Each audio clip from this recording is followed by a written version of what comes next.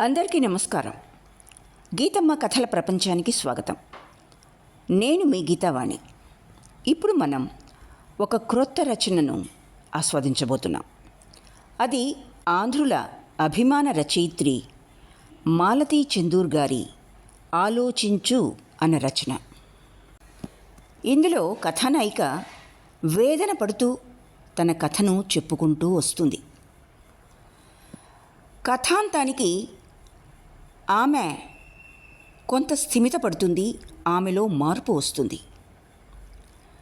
కథ అంతమయ్యేలోగా ఏం జరుగుతుందో చూద్దామా? ఇక కథలోకి. ఆలోచించు. ప్రారంభం. కారు ఆగింది. పచ్చని మామిడి తోరణాలు, రంగుల చాందినీతో గేటు ముందు అలంకారం. తమ రాక కోసం ఆత్రంగా ఎదురుచూస్తున్న ఎన్నో ఎన్నో కళ్ళు కారు తలుపు తీసి ఆహ్వానిస్తున్నారు. తామిద్దరూ వెనక సీట్లో నుంచి దిగగానే ఫ్లాష్ కెమెరాలు కాబోలు క్లిక్ మన్నాయి. తమ కళ్ళు జిగేలుమన్నాయి. ఇద్దరికీ ఎదురుగా ఎరిగి ఉన్నవి ఎరగనివి ఎన్నో ముఖాలు పూర్ణ కుంభంతో ఎదురు వచ్చి వేదోక్తంగా తమని ఆవరణలోకి తీసుకెళ్తున్నారు. గేట్లో అడుగుపెట్టబోతుంటే ఎవరో ఒక్క క్షణం ఆగమనట్లు చెయ్యి అడ్డుపెట్టారు. వెంటనే తెల్ల గుమ్మడికాయ తామిద్దరినీ కలిపి చుట్టి పగలగొట్టారు. ఎవరో కొబ్బరికాయ మీద కర్పూరం వెలిగించి తిప్పుతున్నారు. ఫ్లాష్ బల్బుల జిగేలు మెరుపుల్లో ఈ చిన్న కర్పూర హారతి మిణుకు మిణుకుమంటోంది. సన్నాయి వాద్యం, వేద ఘోష, మామిడి తోరణాలు, చుట్టూ స్వజనం, బంధువులు, స్నేహితులు, పురప్రముఖులు.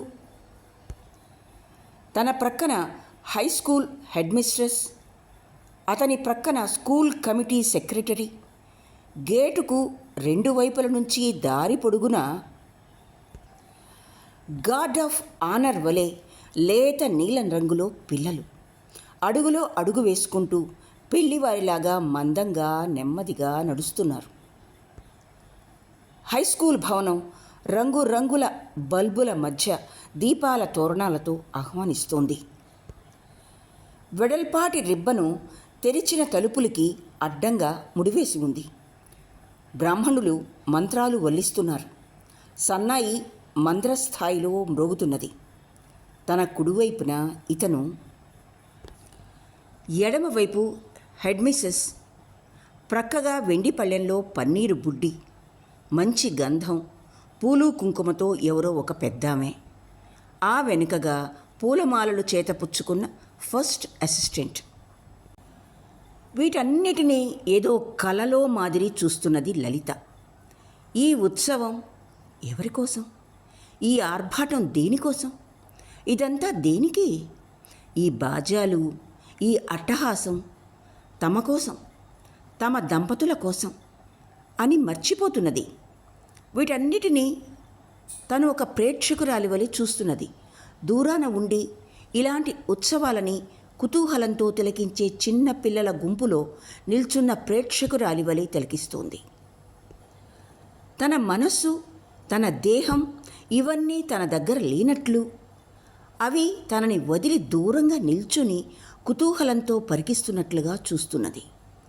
సన్నాయి మేళం, వేదఘోష, పూలదండలు, దీపాల తోరణాలు, పచ్చని తోరణాలు మెల్లగా ఊరేగింపులా పెళ్లివారిలా తరలి వెళ్తుంటే,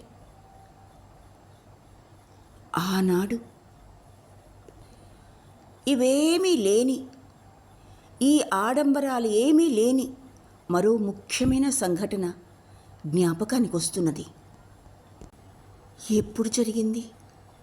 ఎలా జరిగింది? ఎందుకు జరిగింది? తన జీవితంలోని ఆ అతి ముఖ్యమైన మలుపు ఎంతో నిరాడంబరంగా, సర్వసాధారణంగా జరిగిపోయింది. ఆనాడు తన హృదయం ఎంత తెగువతో, ఎంత ఆనందంతో గంతు వేసింది.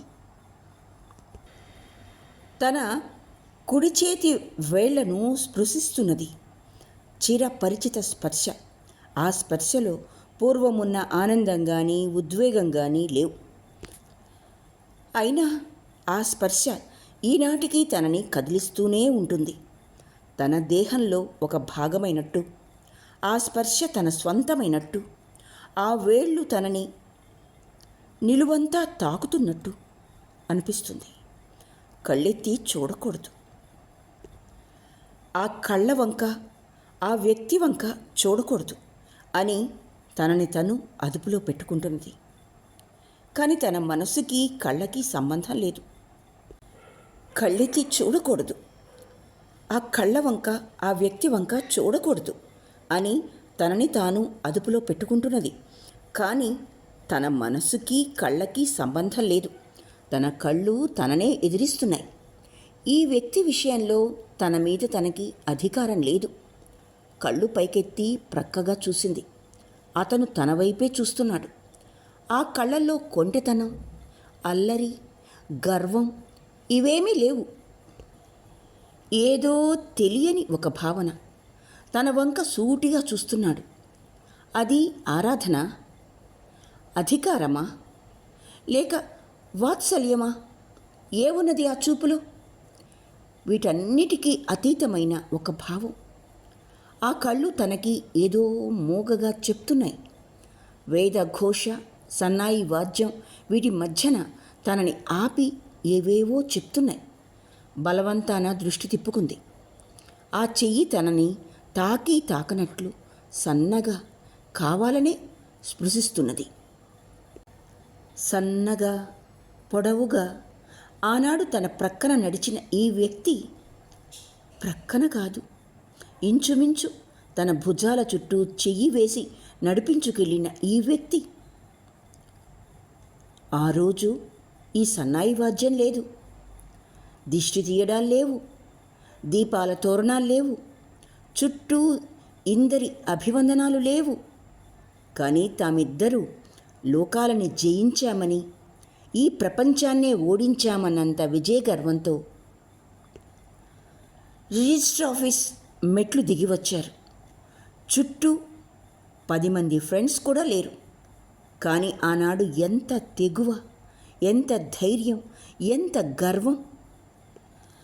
ఆ రోజును తలుచుకుంటే తనకి ఇప్పటికీ గర్వంగా ఏదో ఘనకార్యం చేసినట్టుగా అనిపిస్తుంది.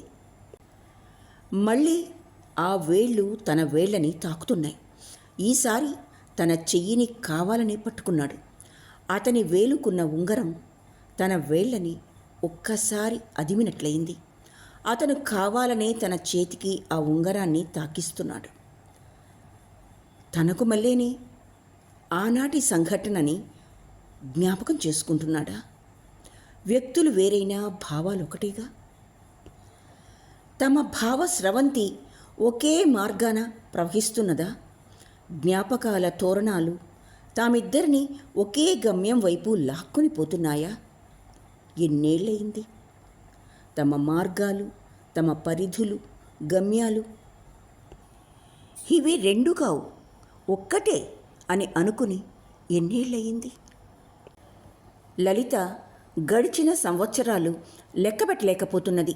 నిమిషాలు, గంటలు, రోజులు, సంవత్సరాలు ఇవన్నీ ఎందుకు లెక్కించాలి? లెక్కించి ఏం ప్రయోజనం? లెక్క పెట్టినా పెట్టకపోయినా గడియారం తిరుగుతూనే ఉంటుంది. తెల్లవారుతుంది, పొద్దువాలుతుంది, మళ్ళీ పొద్దు పొడుస్తుంది. కానీ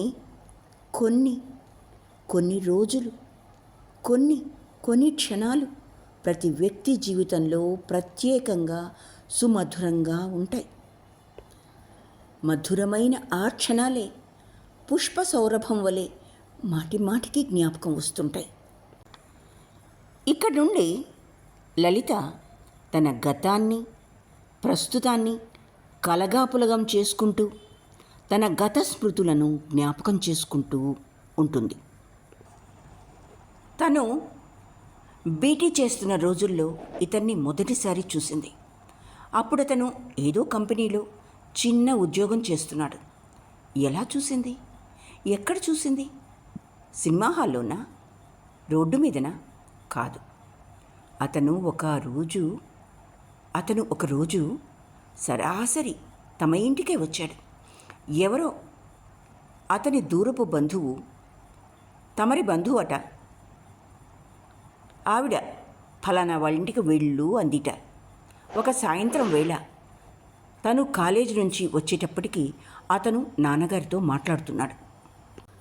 తను కాలేజీ నుంచి వచ్చి కాళ్ళు చేతులు కడుక్కుని కాఫీ తాగి మరునాటి మోడల్ టీచింగ్కి చార్ట్స్ వేసుకుంటున్నది. 3 గదుల వాటా తమది. చెల్లెలు తమ్ముళ్ళు బయట ఆడుకుంటున్నారు. మధ్య గదిలో తను చార్ట్స్ వేసుకుంటున్నది. అమ్మ వంటింట్లో ఉంది. ముందు గదిలోంచి ఉన్నట్లుండి ఏవో కంగారుగా మాటలు, ఉన్నట్లుండి ఏమండి ఏమండి అని కొత్త వ్యక్తి పిలుస్తున్నట్లయి మధ్య గదిలోంచి తను, వంటింట్లోంచి అమ్మ పరిగెత్తుకొచ్చారు. నాన్న పడకుర్చీలో ఏదో ఆయాసపడుతున్నట్టు, చెయ్యి ఒక మాదిరిగా మెలి తిరుగుతున్నట్లు బాధపడుతున్నారు. నోట్లోంచి చొంగలా వస్తున్నది. అతను గభాలున నాన్నని తనకొప్పగించి ప్రక్కవీధిలోని డాక్టర్ని తీసుకొచ్చాడు. నాన్నకి పక్షవాతమని, అది తీవ్రం కాక కాస్త స్వల్పంగా వచ్చిందని, ఎడమ భాగానికి రావటం చేత ట్రీట్మెంటు రెస్టు తీసుకుంటే 6 నెలల్లో ఆఫీస్కు వెళ్ళవచ్చునని డాక్టర్ అన్నాడు. ఆ రాత్రంతా అతను తమ ఇంట్లోనే ఉన్నాడు. చుట్టం చూపుగా వచ్చిన అతను మందులు, ఓదార్పులు, ధైర్యవచనాలు వీటితో తెల్లవారేసరికి అపరిచితుడుగా కనిపించలేదు. సన్నిహితుడు వలె కనిపించాడు. ఆ రాత్రంతా తమతో పాటు మెలకువగానే ఉన్నాడు. మీరింటికి వెళ్ళండి, నేను అమ్మ ఉన్నాం. డాక్టర్ గారు కంగారు లేదన్నారు కదా అంది తను. పర్వాలేదు, రూమ్కి వెళ్ళి పడుకునే బదులు ఇక్కడ మీకు సాయంగా ఉంటాను. ప్రమాదమని కాదు, ప్రొద్దుట డాక్టర్ వచ్చి చూశాక వెళ్తాను అన్నాడు అతను. డాక్టర్ గారు నిద్రకి మందివ్వడంతో నాన్న ఇటు అటు కదిలినా కంగారు పెట్టలేదు. చాలా మైల్డ్ అటాక్ అవటం చేత ఎవరికీ కంగారు అనిపించలేదు. తెల్లవార్లు అమ్మ, అతను ఇలా వంతుల వారీగా కనిపెట్టుకుని ఉన్నారు. మరునాడు ఉదయం డాక్టర్ గారు వచ్చి నాన్నని నర్సింగ్ హోంలో చేర్పించమన్నారు. ముఖ్యంగా ఎడమ భాగానికి తగినంత పరిశ్రమనిస్తూ రోజూ మందులు రాస్తూ ఉంటే ఆ భాగం మళ్ళీ మామూలుగా అవ్వొచ్చని, చెయ్యి కంటే కాలుకి తగినంత పరిశ్రమ ఉండాలని అన్నారు. నెల్లాళ్ల పాటు నాన్న నర్సింగ్ హోంలో ఉన్నారు. నాన్నని నర్సింగ్ హోంలో చేర్పించటం, రోజూ ఇంటికి వస్తుండటం, ఇవన్నీ అతనికి తమకి సహజం అయిపోయాయి. అతనెవరు, తామెవరు, ఎందుకిలా వస్తున్నాడు? రావలసినంత చుట్టరికం కానీ స్నేహం కానీ తమ మధ్య లేదు. అయినా అతను వస్తూనే ఉన్నాడు. తాము అదేదో సర్వసహజమైన విషయంలాగా. ఒక్కనాటి ఆదుర్దాతో అతను తమ కుటుంబానికి అనుకోకుండానే దగ్గర వాడయ్యాడు. అతని పేరు నారాయణమూర్తి అని, అతను కామర్స్ గ్రాడ్యుయేట్ అని, ఏదో బ్రిటిష్ ఫామ్లో సేల్స్ సెక్షన్లో ఉన్నాడని తెలుసుకుంది తను. నారాయణమూర్తిని ఇంట్లో అందరూ మూర్తి అని పిలిచేవారు. తను మూర్తి అని పిలిచేది.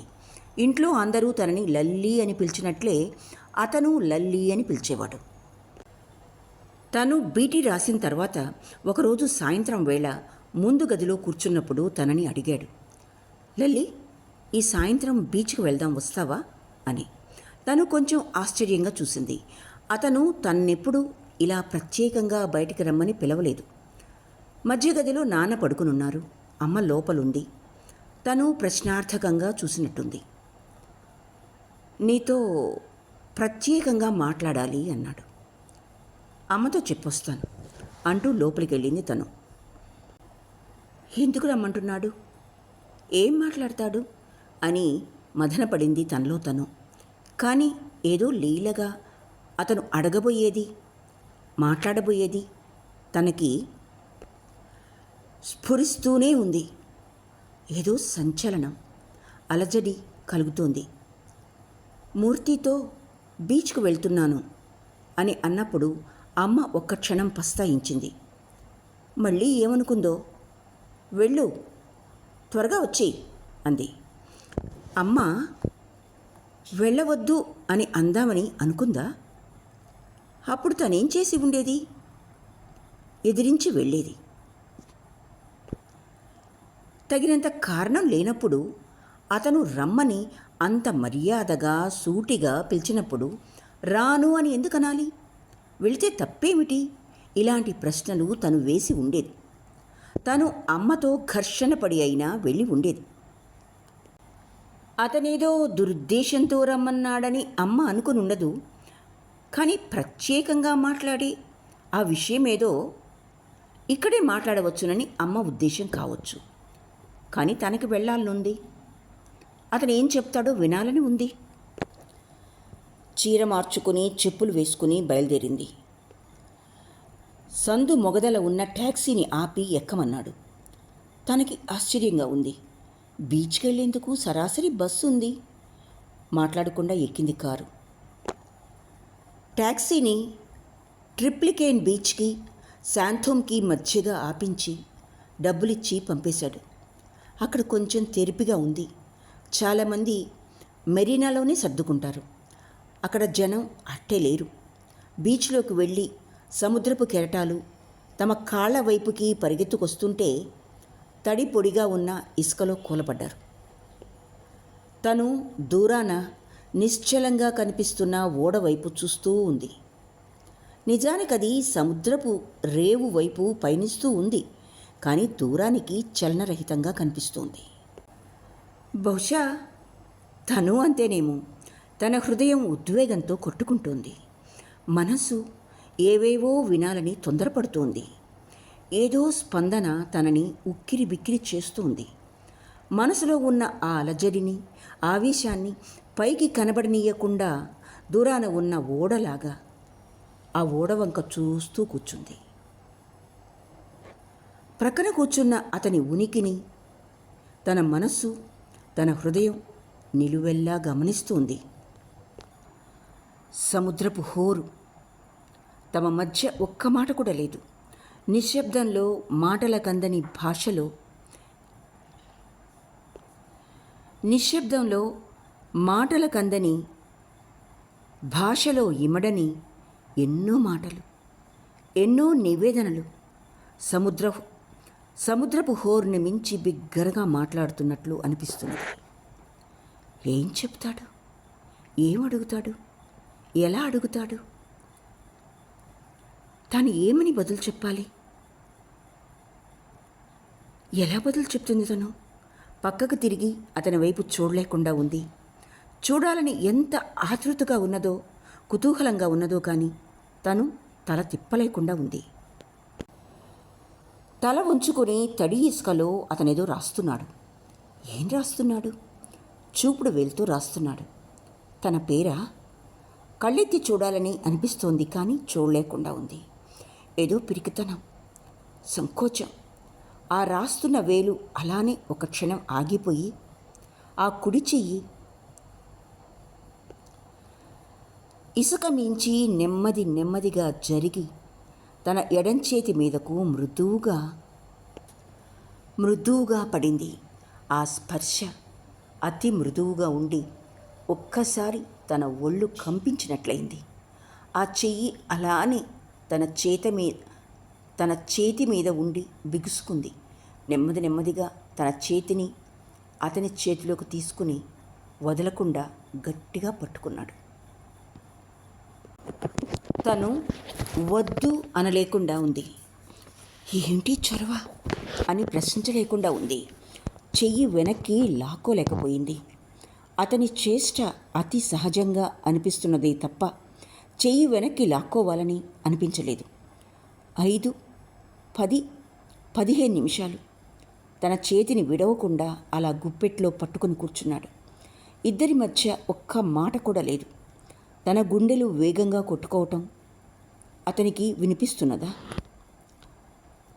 దబ్బుమని వినిపిస్తున్న ఆ శబ్దం తన గుండెల్దా లేక అతని గుండెల్దా? అది ఈనాటికి తను చెప్పలేదు. ఏదో మాట్లాడాలని అన్నారు అంది ఆఖరికి తనే. నేను మాట్లాడేశానుగా. ఎప్పుడు? ఇప్పుడే నేను అడిగాను. నువ్వు జవాబు చెప్పావు, నా ప్రశ్నకు నీ జవాబు అంటూ అతని గుప్పెట్లో తన 2 చేతులతో పెట్టుకుని పెదిమల దగ్గరకు తీసుకున్నాడు. ప్రేమ భాష ఇంత సున్నితంగా, ఇంత సూటిగా ఉంటుందా? పెదవి మెదల్పకుండా అతను తన హృదయాన్ని కట్టేశాడు. కాదు అనగలదా? కాదు అనటానికి తనకిష్టం లేకపోతే కదా. అసలు ఆ క్షణం దాకా ఇతను తనకింత దగ్గరవాడని, ఇతనిపై తనకు ఇంత మక్కువ ఉందని తనకు తెలియదు. నేను ఇష్టపడకపోతే అంది తను ఏదో అనాలని. ఇష్టం లేకపోతే నా చేతి కింద నీ చెయ్యి అలా కంపించి ఉండేది కాదు, అంతసేపు నీ చెయ్యి నా గుప్పిట్లో బందీ అయ్యేది కాదు. ఈ విషయాల్లో అనుభవం ఉందా? నాకు ఆడపిల్లల్ని చూస్తే చాలా భయం. నిన్ను చూస్తే అసలే హడల్. అలాంటి వారు బీచ్కి ఎలా రమ్మన్నారు? నెల్లాళ్ళు రిహార్సల్స్ వేసుకొని ఇవాళ ధైర్యంగా అడిగాను. 2 నెలలు నిద్ర చెడగొట్టుకొని ఈరోజు సూటిగా అడగగలిగాను. నమ్మలేనట్లు చూసింది. అతను చెప్పుకుపోతున్నాడు. మాకు మీకు దూరపు బంధువైన ఆవిడ మీ ఇంటికి ఎందుకు వెళ్ళమందా అని తిట్టుకోని రోజు లేదు. మొదటి రోజు వస్తూనే మీ నాన్నగారికి స్ట్రోక్ రావటం, ఆ తర్వాత ఆ రాత్రి ఉండిపోవటం, నర్సింగ్ హోమ్ వంకన నిన్ను రోజు చూడటం, ఇదంతా మొదట్లో మీకోసమని సరిపెట్టుకున్నా ఇది నా కోసం, నిన్ను చూడకుండా ఉండలేని నా కోసం. నేను మీ ఇంటి చుట్టూ ప్రదక్షిణాలు చేస్తున్నానని నిజం నా మనసుకి నాకు తెలుసు. మరి అంటే నాతో ఒక్కసారి కూడా అనలేదు. ఏమని చెప్పను? కాలేజీ కుర్రాడిలా ప్రేమలేఖలు రాయనా? లేక సినిమాల్లో లాగా ప్రేమిస్తున్నానని చెప్పనా? నువ్వే చెప్పు, ఎలా చెప్పను? తనకు జవాబు తట్టలేదు. నువ్వు నా నెత్తి మీదకెక్కి నా మనసుని, నా నిద్రని పాడు చెయ్యటం మొదలుపెట్టి ఎన్ని రోజులైందో తెలుసా? అంది తను. 82 రోజుల 9 గంటలు. అంటే మీరు పరోపకార బుద్ధితో కాదన్నమాట మా ఇంటికి రావటం. నాకు పరోపకార చింతన లేదు అనను, కానీ నిన్ను చూడకుండా ఉండలేకపోయేవాణ్ణి. సాయంత్రం అయితే నిన్ను చూడకపోతే పిచ్చి పట్టినట్లు ఉంటుంది. మీరలా ఎప్పుడూ కనిపించలేదే. అంటే మజ్నులాగా ఉండలేదనా? సాయంత్రం అయితే నిన్ను చూడవచ్చుననే ఆశతో వచ్చేవాణ్ణి. నీ పరీక్షలప్పుడు కూడా నువ్వు ఇంటికి వచ్చేదాకా కనిపెట్టుకుని ఉండేవాడిని. జ్ఞాపకం లేదా? ఉంది. మరి ఈ పిచ్చి నాకొక్కడికే అన్నట్లు చూస్తావే, నీకు మటుకు లేదా? నువ్వు మటుకు ఎదురు చూడలేదా? సాయంత్రం అయితే మీరు వస్తారని అదొక అలవాట్లాగా ఎదురు చూస్తుండేదాన్ని. ముందు గదిలో నాన్నతో మాట్లాడుతూ మధ్య మధ్య ఇంట్లో అందరితో మాట్లాడినట్లే నాతోనూ మాట్లాడేవారు. అంతేగాని అదంతా కుర్రవాళ్ళు, ఎదగని వాళ్ళు చేసే పని. నా మనసులో ఉన్న భావాన్ని సూటిగా మర్యాదగా చెప్పాలి తప్ప అల్లరి చిల్లరిగా మాట్లాడటం నాకు బాగుండదు. కానీ అంటే మీరు నా కోసం వస్తున్నారని నాకు తట్టలేదు అంది తను. ఆ మాట నేను ఒప్పుకోను. ఆ భావం నీ మనస్సులో ఎక్కడో అడుగు పొరల్లో నిద్రపోతూ ఉండి ఉంటుంది. నేను ఆ భావాన్ని నిద్ర నుంచి లేపితే తప్ప తెలుసుకోలేకపోయి ఉంటావు. ఆ రోజు నేను ఆదివారం సాయంత్రం రాకుండా సోమవారం ప్రొద్దుటొచ్చాను. అప్పుడు ఏమని అడిగావో జ్ఞాపకం ఉందా? తనకు జ్ఞాపకం ఉంది. లేదు అని ఎలా అబద్ధం ఆడగలదు? అబద్ధం చెప్పలేని అబద్ధం చెప్పటం, సిగ్గు నటించటం తనకిష్టం ఉండదు, తనకి చేత కాదు. నిన్న రాలేదే, మీకోసం చాలా ఎదురు చూశాం అంది తను. ఆ రోజు ఒక్కరోజు నేను రాకపోతే అలా ఎదురు చూశానని చెప్పావు కదా, ఆ చెప్పిన ప్రతి అక్షరం మర్చిపోలేదని ఒప్పుకుంటున్నావు. ఇది ప్రేమ కాక మరేమిటి? ఆ రోజు నీకు చెప్పకుండా పార్టీకి వెళ్ళినందుకు ఎంత బాధపడ్డానో. పార్టీ నుంచి సరాసరి మీ ఇంటికి వచ్చేద్దాం అనుకున్నాను. అర్ధరాత్రి తలుపు కొడితే ఏమనుకుంటారు? ఎందుకు వచ్చానని చెప్పేది? మీ గుమ్మం దాకా వచ్చి గుమ్మంలో పావు గంట నిల్చుని అతి కష్టం మీద నన్ను నేను అదుపులోకి తెచ్చుకొని రూమ్కి వెళ్ళాను. తెల్లవారేదాకా ఏం చేశానో తెలుసా? ఏం చేశారు? వెన్నెల్లో నిన్ను తలుచుకుంటూ కిటికీ దగ్గర కూర్చుని గడిపాను అంటూ ఆయన నవ్వాడు. తను నవ్వింది. అతని ఒడిలో ఉన్న తన చేతిని ఎడంచేతి గుప్పెట్లో పెట్టుకుని తన భుజాల మీద కుడిచేయి వేసి, లల్లి అన్నాడతను. ఆ పిలుపు అంత మార్దవంగా ఉంటుందని, తన పేరు అంత అందంగా ప్రత్యేకంగా ఉంటుందని మొట్టమొదటిసారి తెలిసి వచ్చింది. అంతకుముందు ఇంట్లో అందరూ తనని లల్లి అనే పిలిచేవారు. ఇతను పిలిచాడు అనేకసార్లు.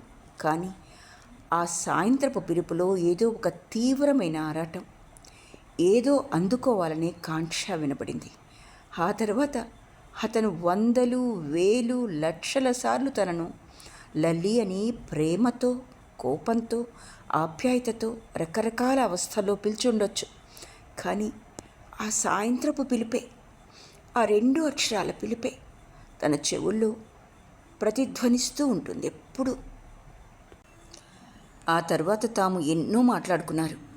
రాత్రి 9 దాకా అలా బీచ్లో ఎన్నో ఎన్నో కబుర్లు, అర్థం లేని ఎన్నో మాటలు చెప్పుకున్నారు. మనం రిజిస్టర్ మ్యారేజ్ చేసుకుందాం అన్నాడు అతను. అమ్మా నాన్న ఒప్పుకోవద్దు. అమ్మ ఏమంటుందో? ఇదిగో లల్లి, నేను ఈ సాయంత్రం చెప్పే మాటలు నువ్వు ఎన్నడూ మర్చిపోకూడదు. నేను మర్చిపోను.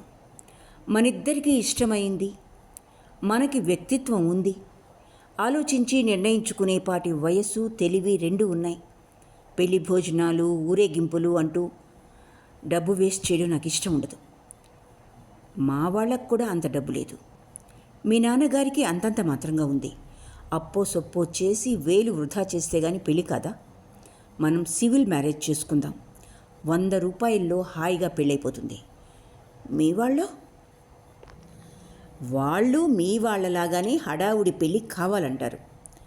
నేను వాళ్ళ మాట వినను, నువ్వు వినకు. ఈ మొదటిసారి నువ్వు ధైర్యంగా వాళ్ళని ఎదిరించి నాతో నిలిచావంటే వీళ్ళు మొండివాళ్ళు అని మన జోలికి రారు. లేకపోతే వీళ్ళు ఇక్కడితో ఆగరు. వీళ్ళ మాట విన్నావంటే రేపు నోములంటారు, వ్రతాలంటారు, బారసాలంటారు, ఆఖరికి పిల్లల పేర్లు కూడా తమ ఇష్టం వచ్చినట్లు పెట్టమంటారు. అందుకని మొదట్లోనే మనం ఎదిరించాము అంటే మొండి ఘటాలని ఊరుకుంటారు. నా విషయమే తీసుకో. మా అమ్మ వాళ్ళని అడిగాని అనుకో, వాళ్ళ ఇష్టప్రకారం అంటే కట్నమని, లాంఛనాలని అక్కడి నుంచి మొదలు పెడతారు. అసలు ఇంత చదువుకున్న పిల్ల మనకెందుకు అంటుంది మా అమ్మ. ఈ తిరకాసులన్నీ లేకుండా నిన్ను పెళ్లి చేసుకుని ఆ పైన తీసుకెళ్ళి వాళ్ళకు చూపిస్తాను. మా వాళ్ళు? అదే నేను చెప్పేది. మీ వాళ్ళు వద్దు, నా వాళ్ళు వద్దు. నీకు నాకు నచ్చినట్లు మన ఇద్దరి ఇష్టాలను బట్టి నడుచుకోవాలి తప్ప మిగతా వాళ్ళ అభిప్రాయాలు మనకు అనవసరం. వాళ్ళు కష్టపెట్టుకుంటారేమో. దేనికి? డబ్బు వృధా కాలేదనా? లేక వాళ్ళకి రావలసిన లాంఛనాలు, చీరలు, రైలు ఖర్చులు, హైరానా లేవనా? ఇవన్నీ శుష్క మర్యాదలు. చూడు, నాకు కొన్ని నిశ్చయమైన అభిప్రాయాలు, ఆశయాలు ఉన్నాయి. నాకు నచ్చిన నా భావాలని అర్థం చేసుకోగల దానివి, చదువుకున్న దానివి దొరికావు. మనం జీవితంలోనే కాదు, ఆలోచన విధానంలో కూడా పార్ట్నర్స్ కావాలి. నువ్వేం భయపడకు. మనమేం తప్పుడు పని చేయటం లేదు. చట్ట ప్రకారం పెళ్లి చేసుకుంటున్నాం. మనని భార్యాభర్తలు కాదని ఏ దేశం ఏ న్యాయం అనలేదు. మన వాళ్ళ బాజా భజంత్రీల కంటే ఇది పటిష్టమైన బంధం. కానీ నువ్వు బాగా ఆలోచించుకో. మనం క్లుప్తంగా పెళ్లి చేసుకుందాం. 10 మంది క్లోజ్ ఫ్రెండ్స్కి పార్టీ ఇద్దాం. నీకు ఉద్యోగం చేయాలని ఉండి ఉద్యోగం దొరికితే చేరు, నాకేం అభ్యంతరం లేదు. ఇద్దరం విడిగా కాపురం పెట్టి ఇంటికి కావలసినవి అమర్చుకుందాం. ఒకవేళ మా వాళ్ళు ఒప్పుకోకపోతే? వాళ్ళు ఒప్పుకోరు, నేను ముందే చెప్తున్నా.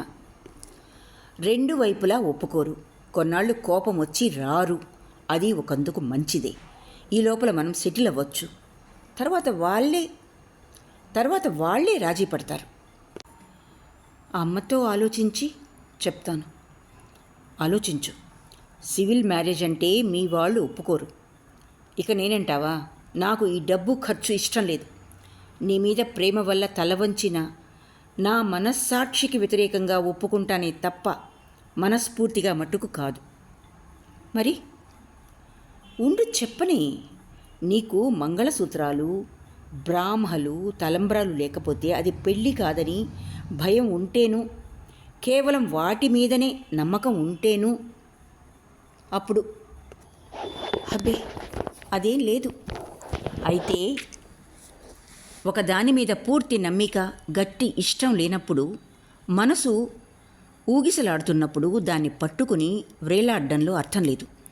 నువ్వు బాగా ఆలోచించుకో. మీ వాళ్లకో 5,000 మాకో 3,000 వదిలి దెబ్బలాటలు, చికాకులు మంచివో లేక ఇవేమీ వదలకుండా కొన్నాళ్ళు మన మీద ప్రకటించే ప్రచ్ఛన్న యుద్ధం మంచిదో నిర్ణయించుకో. నాకు భయంగా ఉంది. ప్రక్కన నేనున్నాను. లా ప్రకారం మనం భార్యాభర్తలం అవుతున్నాం. ఇందులో సిగ్గుపడాల్సింది, భయపడాల్సింది ఏమీ లేదు. మన ఇంటికి ఎవ్వరూ రాకపోతే? ఎందుకు రారు? మనమేం కాని పని చేయటం లేదుగా.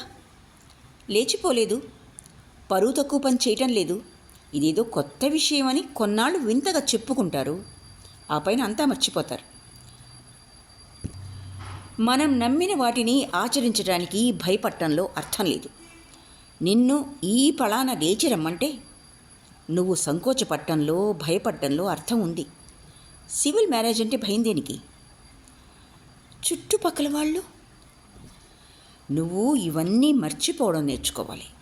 మనం సూటిగా వెళ్ళిన నాళ్ళు ఎవరేమనుకున్నా లెక్క పెట్టకూడదు అంటూ అతని వేలుకున్న ఉంగరం తీసి తన ఎడం చేతి 2వ వేలుకి తొడిగాడు. తన వేలుకున్న ఉంగరం తీసుకుని అతని మధ్య వేలుకు పెట్టుకున్నాడు. అతను విపరీతమైన వేగంతో నిర్ణయాలు తీసేసుకుంటున్నాడు. తను అడ్డు చెప్పలేకుండా ఉంది. 2 చేతుల్ని పక్కపక్కన పెట్టుకుని చూస్తున్నాడు తను. ఉంగరాలు ఎప్పటిలా ఉంచేయండి. పెద్దవాళ్ళకి చెప్పకుండా మనం నిర్ణయం తీసుకున్నామని అమ్మ వాళ్ళకి కోపం రావచ్చు. అలాగే, కానీ నీ వేలికున్న ఉంగరం నాది.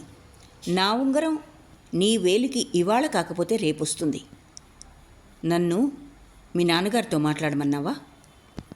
వద్దు. నేను ముందు ఈ రాత్రికి మా అమ్మతో ఈ విషయం కదుపుతాను. మీరు వచ్చినప్పుడు ఏ సంగతి చెప్తాను. ఏ సంగతి అంటే అదే వాళ్ళ అభిప్రాయం. లల్లి, వాళ్ళ ఇష్టాలతో మనకు ప్రమేయం లేదు. మన పెళ్ళికి అడ్డు చెప్పడానికి ఒక్క కారణం చూపించమను. ఇద్దరం చదువుకున్నాం. కులాల ప్రసక్తి లేదు. ఒకరినొకరు ఇష్టపడుతున్నాం. అది నిజమే. ఇంకా కుంటి సాకులేవన్నా చెప్తే ఎదిరించి పెళ్లి చేసుకుందాం. నువ్వు ఆ విషయంలో నాకు మాట ఇవ్వాలి. ఎవ్వరు అడ్డు పెట్టినా మన పెళ్ళి మటుకు జరుగుతుంది. నాకు ఆ మాట ఇవ్వు. మిగతావి నేను చేసుకుంటాను. అందులో సందేహం లేదు అంది తను. పట్టుకున్న చెయ్యి వదలకుండా అలానే ఇసుకలోంచి తనని పైకి లాగాడు. ఆ చెయ్యి ఊతగా తీసుకుని కూర్చున్న తను లేచింది. అతని వెంట నడుస్తూ రోడ్డు మీదకొచ్చింది. ఆ తరువాత ఏం జరిగింది? ఇంట్లో అంతా సంబంధానికి ఒప్పుకున్నారు. కానీ రిజిస్టర్ పెళ్ళంటే అదేదో తప్పుడు పని అన్నట్లు అంతా ముక్కు మీద వేలు వేసుకున్నారు. పెళ్ళికొడుకు గురించి, పెళ్ళికూతురు గురించి ఏ విధమైన అభ్యంతరం లేదు. కానీ వివాహపు తంతు గురించి ఇంట్లో హోరీ దెబ్బలాటయింది. చివరికి ఏమైంది? అందరినీ ఎదిరించి, అందరికీ కోపం తెప్పించి ఇద్దరూ సివిల్ మ్యారేజ్ చేసుకున్నారు. తన జీవితంలో అతి ముఖ్యమైన ఆ మలుపు. ఆ రోజున బాజా భజంత్రీలు లేవు, పూలమాలలు లేవు. రిజిస్ట్రార్ సమక్షంలో సంతకాలు పెట్టి ఉంగరాలు మార్చుకున్నారు. ఆనాడు బీచ్లో వేలుకి ఉంగరం తొడిగినట్లే అతనే ఉంగరాలు మార్చాడు.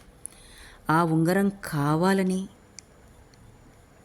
ఇప్పుడు మాటి మాటికి తన వేళ్ళకి తాకిస్తున్నాడు. సన్నాయి వాద్యం ఆగేసరికి తను గభాలున వర్తమానంలోకి వచ్చిపడింది.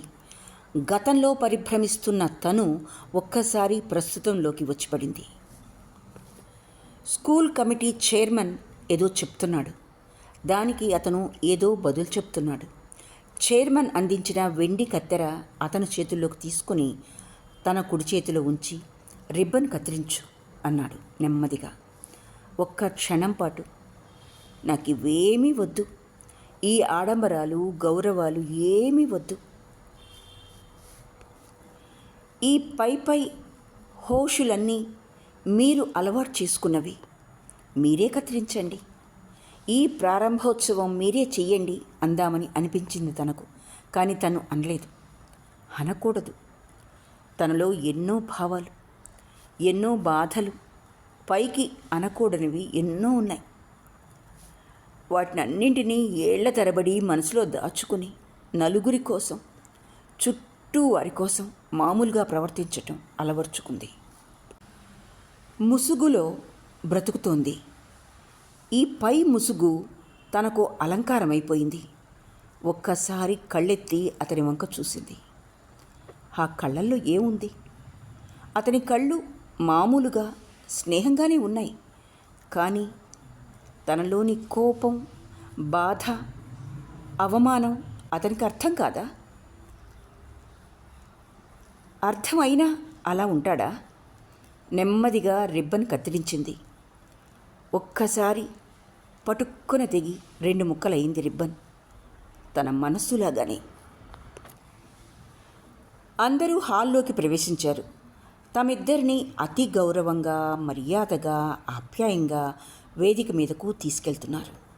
ఒక్కొక్కరినే ముఖ్యులందరినీ పరిచయం చేస్తున్నారు. వేదిక మీద పెద్దలు, విద్యామంత్రి, స్కూల్ కమిటీ చైర్మన్, ఎవరెవరివో ఎన్నో పేర్లు వినిపిస్తున్నాయి. తన బుర్రలోకి ఒక్క మాట వెళ్ళటం లేదు. విద్యావంతులు, మాన్యులు అయిన శ్రీమతి లలిత, నారాయణమూర్తి గారలు సహృదయంతో ఇచ్చిన ఈ 2 లక్షల విరాళం వల్ల ఈ లైబ్రరీ హాలు, ల్యాబొరేటరీ నిర్మించడానికి సానుకూలపడింది. ఎన్నేళ్లుగానో మా స్కూల్ కమిటీ కంటున్న కలలు ఈనాడు మూర్తిగారి సహృదయత వల్ల ఫలించినాయి. ఇది మా స్కూలు చరిత్రలో ఒక సువర్ణ ఘట్టం. ఇది మరపురాని సుదినం. అదొక్కటే కాదు, ఈనాడు శ్రీ నారాయణమూర్తి గారి జన్మదినం కూడాను. వారి జన్మదిన సందర్భాన వారి శ్రీమతి గారి ఇచ్చిన ఈ అపూర్వమైన విరాళాన్ని విద్యార్థి లోకం తరతరాలు శ్లాఘిస్తుంది చెప్పుకుపోతున్నాడు ఉపన్యాసకుడు. చైర్మన్ తమ ఆదర్శ దాంపత్యాన్ని గురించి కవిత్వంతో అనర్గళంగా స్తుతిస్తున్నాడు. ఆదర్శ దాంపత్యం అంటే ఏమిటి? అసలు అటువంటి దంపతులు ఉన్నారా? పైకి చెప్పే ఈ ఆదర్శాలన్నీ భాషా ప్రయోగాలే తప్ప వాటిల్లో నిజమైన భావం ఉందా?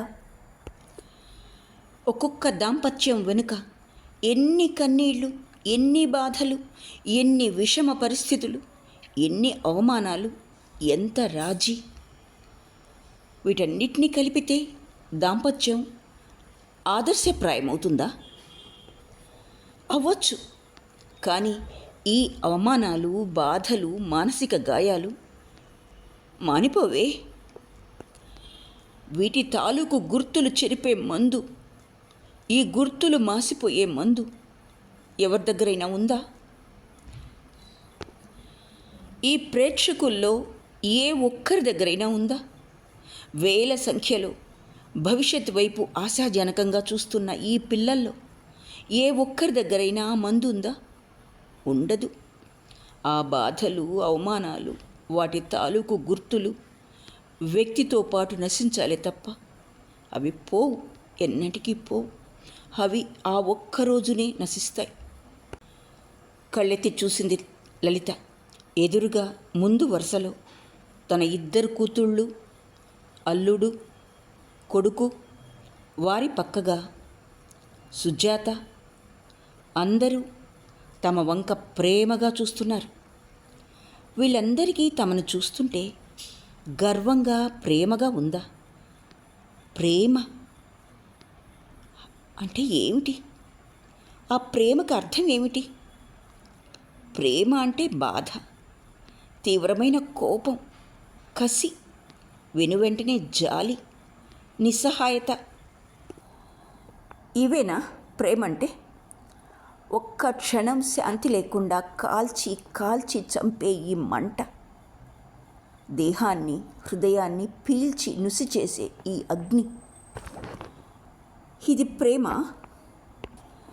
ఇటువంటిది ప్రేమ అయితే అది ఎవ్వరికి వద్దు, వద్దు. లలితకు వేదిక దిగి పారిపోవాలని అనిపిస్తూ ఉంది.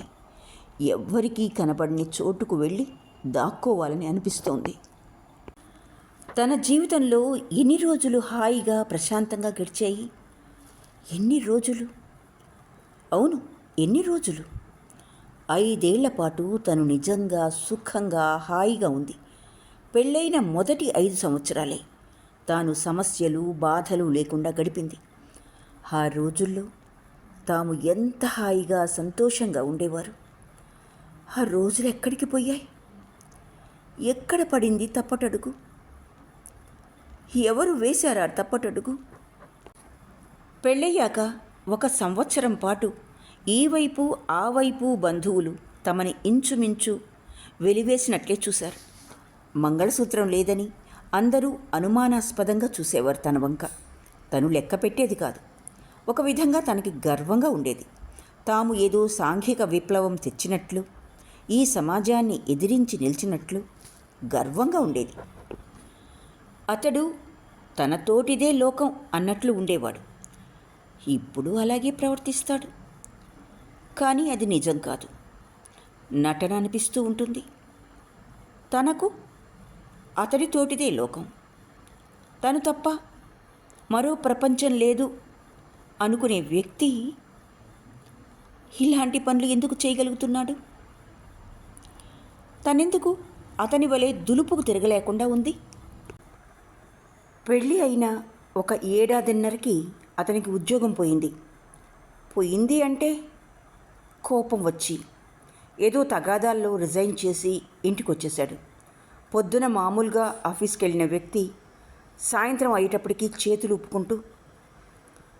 చేతులు ఊపుకుంటూ మనకి ఇంకా ఉద్యోగం లేదు అని ఇంటికి వచ్చి చెప్పేసరికి తను కొయ్యబారిపోయింది.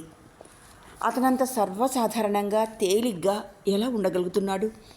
భవిష్యత్తు గురించి బెంగలేదా? ఇల్లు ఎలా గడుస్తుందని భయం లేదా? 6 నెలల పాటు ఎన్ని బాధలు పడ్డారు. ఆ రోజు తనకి బాగా జ్ఞాపకం.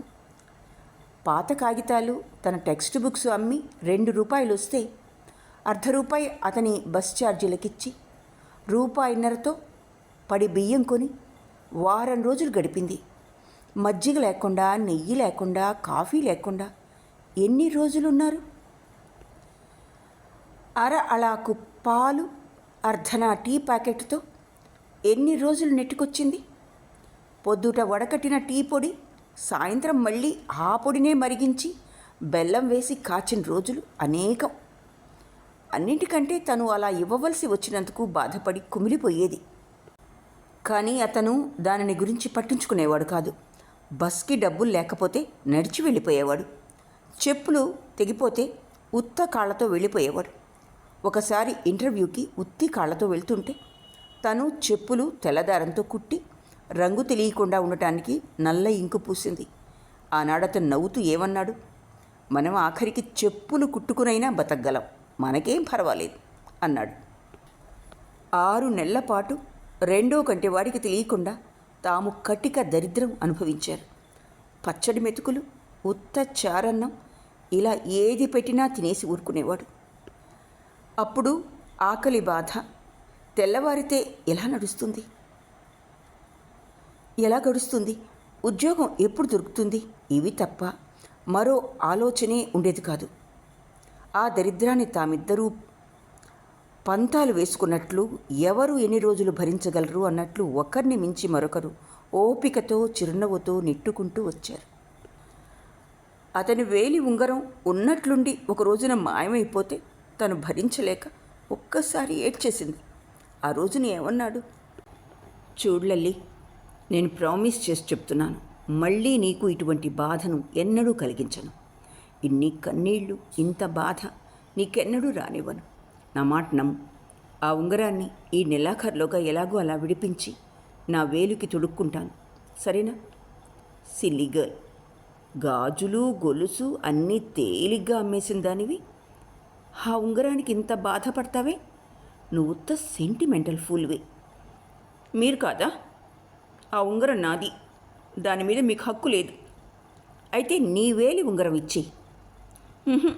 అది నాదే. కాదని ఎవరన్నారు? నేనే నీ వాడిని అయినప్పుడు ఉంగరం మటుకు నీది కాదా? నీకో నాకో ఎవరికో ఒకరికి ఉద్యోగం దొరక్కపోదు.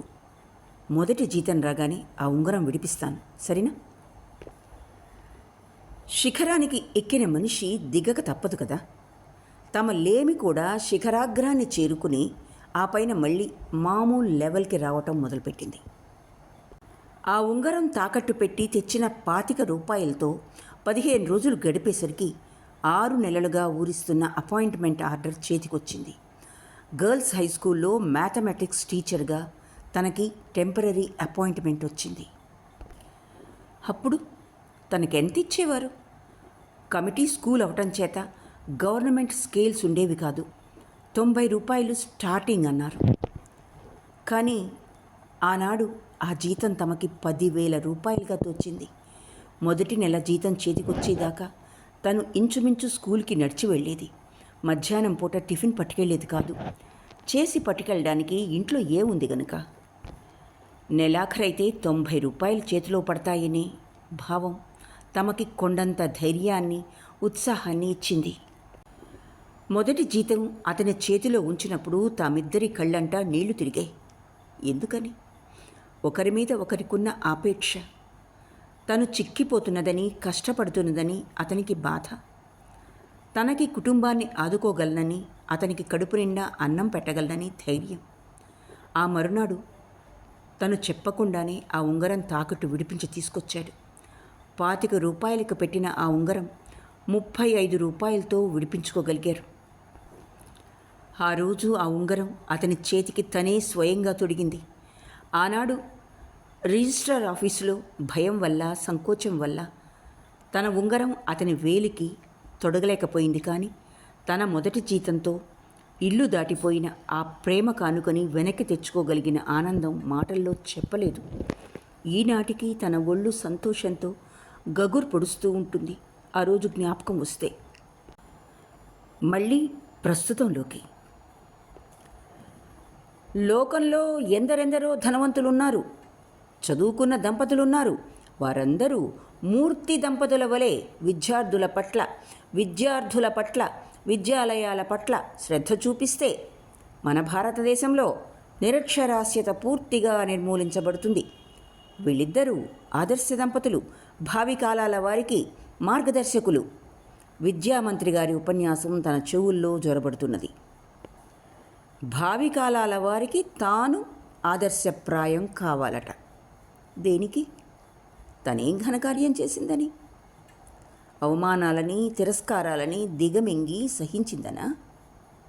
నలుగురు తన వెనక నవ్వుకుని సానుభూతి చూపుతున్నారనా? దేనికి ఆదర్శం? వివాహాలన్నీ, దాంపత్యాలన్నీ ఆదర్శాలతోనే, రంగుల కలలతోనే ఆరంభమవుతాయి. కాలం గడిచే కొద్దీ దాంపత్యంలో ఏం మిగులుతుంది? ఆదర్శాలు హారతి కర్పూరంలాగా హరించుకుపోతాయి. రంగులు వెలిసి బూడిదైపోయి వెలా తెలా పోతాయి. ఇక మిగిలేదేమిటి? పిల్లలు, బాధ్యతలు, ఒకరినొకరు వదులుకోలేని బాధ్యత బంధాలు ఈ దాంపత్యాన్ని కట్టేస్తున్నాయి. ఈ తాళ్ళని అనుబంధాలంటారా? అనండి. ఆదర్శం అంటారా? అనుకోండి, ఎవరు ఎన్ని పేర్లతో పిలిచినా, ఎన్ని ఉత్ప్రేక్షలు వాడినా చివరికి తెంచుకుపోలేని బాధ్యతా బంధాలు తప్ప మరేం లేవు. ఆ తాళ్లే తమని కట్టేశాయి. ఆ బాధ్యతకు కట్టుబడే తను ఈ ఇంట్లో ఈ మనిషి ప్రక్కన శిలా విగ్రహంలాగా కదలక మెదలక నిలబడిపోయింది. ఈనాటి ఈ వేదిక మీద పొగడ్తలన్నీ నిద్ర పట్టని, కన్ను మూతపడని ఒక్క రాత్రికి సాటిరావు. ఈ మాటలు, ఈ పొగడ్తలు తన బాధను తీసేయగలవా? తనని సుషుప్తిలోకి జోకొట్టగలవా? జోకొట్టలేవు. ఇంత ఆర్భాటం ముగిశాక తను కూడా అందరితో పాటు ఇంటికి వెళ్తుంది. ఏమీ జరిగినట్లు భోంచేస్తుంది. ఆ తర్వాత తన గదిలో ఎన్ని విధాల శరణుజొచ్చినా కరుణించని ఆ నిద్రాదేవికి దూరమై మళ్ళీ ఆలోచనా స్రవంతిలో గడియారంతో చిలిమి చేస్తూ గడుపుతుంది. ఇది జీవితం. దీనికోసం ఎందుకీ నిరంతర తాపత్రయం? ఎందుకీ మనోవేదన? ఎన్నిసార్లు సరిపెట్టుకున్నా తను సమాధానపడలేకుండా ఉంది. ఈ విద్యాలయంలో శ్రీమతి లలిత గారు మొదట్లో ఉపాధ్యాయునిగా ఉన్నారని సభికులకు తెలుపుట అప్రస్తుతం కాదనుకుంటా. ఇది ఎందుకు జ్ఞాపకం చేస్తున్నానంటే, ఆమె మా విద్యాలయంలో ఉపాధ్యాయునిగా ఉన్నారన్న గర్వంతోనే కాక, ఆమె వలె ఎందరూ విద్యా సంస్థల అవసరాలని గుర్తించి చేయూతనిస్తారు అని చెప్పటానికే తను ఈనాడు ఈ స్కూల్కి చేసిన సాయం ఎంత? ఆనాడు ఈ స్కూలు తమకి పట్టెడు మెతుకులు పెట్టింది. 5 ఏళ్ల పాటు తను ఆ స్కూల్లో పనిచేసింది. 5 ఏళ్లలో తమకి పెద్ద పిల్లవాడు రవి, పెద్ద పిల్ల శాంత కలిగారు. పిల్లలు కలిగినా తను ఉద్యోగం మానలేదు. ఎందుకని? అతను ఇంకా స్థిరపడలేదని. అక్కడ ఇక్కడ ఒక ఏడాది పాటు 2-3 చోట్ల ఉద్యోగాలు చేసి చివరికి ఒక స్నేహితునితో పార్ట్నర్గా చేరి టాయిలెట్ సోపుల ఏజెన్సీ తీసుకున్నాడు. 1 ఏడాదిన్నర పాటు దమ్మిడి ఇంటికొచ్చేది కాదు. చంటి పిల్లవాడితో ఆ వచ్చే 100 రూపాయలతో 1-2 ట్యూషన్లతో బండి లాక్కు వస్తూ ఉండేది. ఆ రోజుల్లో బడి, ఇల్లు, పసిపిల్లవాడు, ట్యూషన్లు, ఇన్ని పనులున్నా తన మనసుకి కష్టం కానీ బాధ కానీ తోచేది కాదు. ఎప్పుడూ సంతోషంగా, గర్వంగా, హాయిగా ఉండేది. తన మాట జవదాటని భర్త, తనని ప్రేమించి గౌరవించే భర్త, చేతి నిండా పని, రవి చిలిపి ఆటలు, వీటితో ఎంత సుఖంగా ఉండేది. ఆ గడిచిన రోజులు ఎంత హాయిగా ఉండేవి. ఒకవైపు డబ్బు ఇబ్బందిగా ఉన్నా, ఒక్క గదిలో కాపురం చేసినా, నడిచి స్కూల్కి వెళ్ళినా ఎంతో తృప్తిగా ఉండేది. డబ్బుతో అన్ని సుఖాలు కొనవచ్చునంటారు, కానీ అది నిజం కాదు. తాము డబ్బు లేనప్పుడే సుఖంగా హాయిగా ఉన్నారు. ఆ రోజుల్లో సాయంత్రం అయ్యేసరికి ఎప్పుడు స్కూల్ మూస్తారా, ఎప్పుడు ఇంటికి వెళ్ళి పడదామా అని ఆత్రంగా ఉండేది.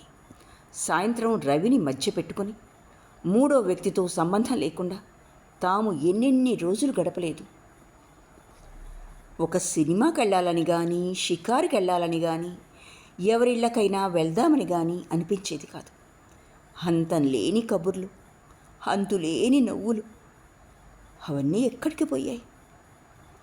ఏమీ లేని ఆ రోజుల్లో ఒకరికొకరు అంత సన్నిహితంగా పెనవేసుకుపోయిన తామిద్దరు ఈనాడు ఎందుకిలా అయిపోయారు? ఎందుకీ దూరం? ఇది దేనివల్ల వచ్చింది? ఈ మార్పు తనలో కలిగిందా, అతనిలో కలిగిందా? అన్నీ ఉండి ఇంత సంపద, ప్రతిష్ట, పిల్ల జల్ల అన్నీ ఉండి తామెందుకు ఇలా దూరమైపోతున్నారు?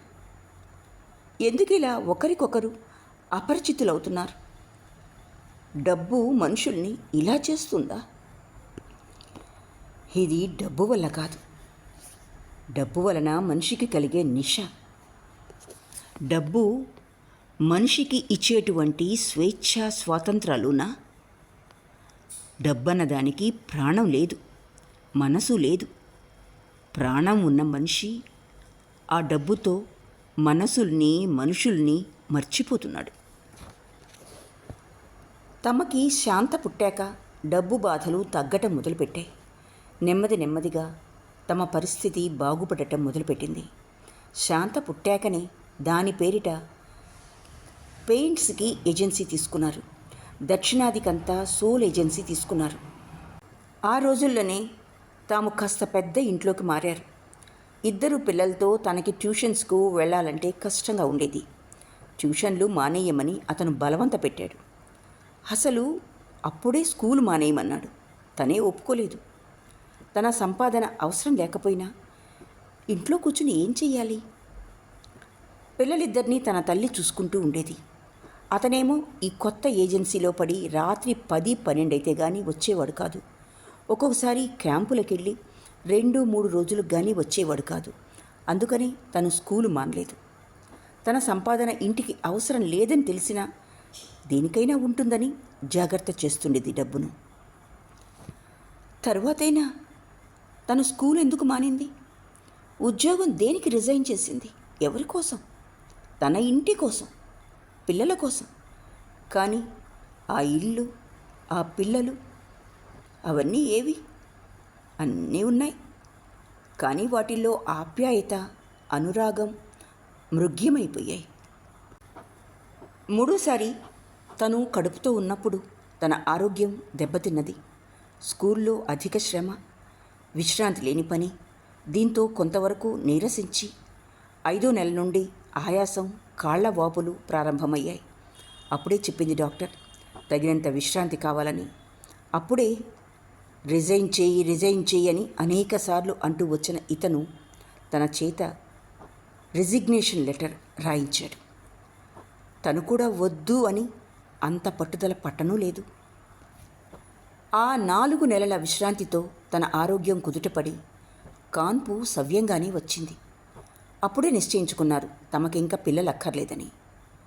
ఈసారితో ఇక స్టాప్ చేసేద్దాం అన్నాడతను. ఎట్లా? అంది తను. నువ్వు ట్యూబెక్టమీ చేయించుకో, లేదంటే నేను ఆపరేషన్ చేయించుకుంటాను. మీరా? ఏం లేదు, మగవాళ్ళు లావైపోతారట. That is all right. మనిద్దరిలో ఎవరో ఒకరు ఆపరేషన్ చేయించుకోవాలి. నువ్వు ఎలా అంటే అలా అన్నాడతను. అయితే నేనే చేయించుకుంటాను అంది తను. నీ ఇష్టం, ముందు డాక్టర్తో సంప్రదించి తర్వాత నిశ్చయించుకుందాం. నేను చేయించుకుంటే బెడ్ రెస్ట్లో ఉండాలట అంది తను. ఉందో గాని, మీ అమ్మగారున్నారు, పై పనికి మనిషిని పెట్టుకుందాం. లెక్క లేకుండా పిల్లల్ని కని మనం సుఖపడక వాళ్ళకి చదువులు చెప్పించుకోలేక ఎందుకు బాధలు? ఈ విషయం మీ అమ్మతో చెప్పకు. మన పెళ్ళికి చేసినంత గొడవ చేస్తారు. నర్సింగ్ హోంలో చేరాక డాక్టర్కి చెప్దాం. తను ఒప్పుకుంది. 3వసారి మళ్ళీ ఆడపిల్ల పుట్టింది. అది సుందరి. అతను చెప్పినట్లే తను ఆపరేషన్ చేయించుకున్నందుకు ఇటువైపు అటువైపు అందరూ ఇల్లు ఓ కొలిక్కి తీసుకొచ్చారు. భ్రూణహత్య అన్నారు. భగవంతుని సృష్టిని నిరోధిస్తున్నావన్నారు. ఆపరేషన్ చేయించుకుంటే పిచ్చి పడుతుందన్నారు. వాళ్ళంతా తలో మాట అన్నప్పుడు తనకి కష్టం కలగలేదు, భయం వేయలేదు. పైగా వాళ్ళ అమాయకత్వానికి నవ్వుకుంది. తానొక్కతే కాదు, ఆ నవ్వులో అతనూ కలిశాడు. వాళ్ళందరినీ చూసి ఆనాడు అతని సాయంతో తనూ నవ్వగలిగింది. ఈనాడు తనను చూసి అందరూ నవ్వుతున్నారు. తననే కాదు, తమ దాంపత్యాన్ని చూసి నవ్వుతున్నారు. మొహం మీద నవ్వే ధైర్యం ఎవరికీ లేదు, కానీ చాటు మాటున తమ వెనక నవ్వుతున్నారు. ఎందుకు నవ్వరు? నవ్వుతారు. ఆనాడు తామిద్దరూ ఒకటై అందరినీ చూసి నవ్వుకున్నారు. తామీనాడు పైకి విడిపోయినట్లు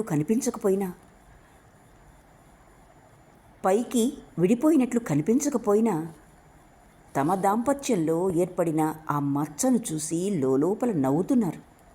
ముఖ్యంగా తనని చూసి. తన వెనగ్గా అందరూ నవ్వుతున్నారనే భావన. ఈ భావన తనని క్షణక్షణం కత్తితో కోస్తున్నట్లు, కొరివితో కాలుస్తున్నట్లు బాధ పెడుతూ ఉంటుంది. ఇక్కడితో మాలతీ చందూర్ గారి ఆలోచింపజేసే రచన ఆలోచించు మొదటి భాగం పూర్తి అయింది. ఆలకించినందుకు ధన్యవాదాలు.